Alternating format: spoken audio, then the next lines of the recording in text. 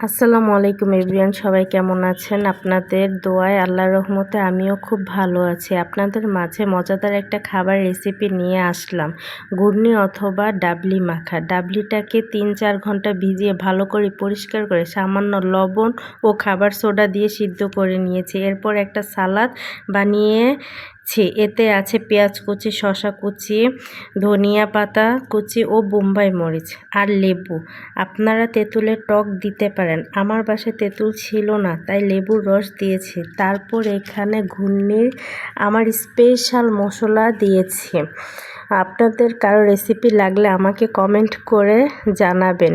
এরপর পরিমাণ মতো বিট লবণ অ্যাড করেছি।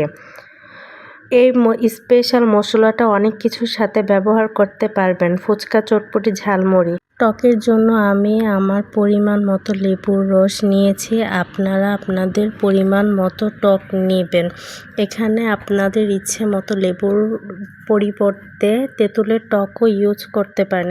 এখন সব কিছু ভালোভাবে মিক্সড করে নেব। এখন আবার উপর দিয়ে সামান্য মশলা দিয়েছি। দেখুন এখন আমার খাবারটা কত লোভনীয় লাগছে।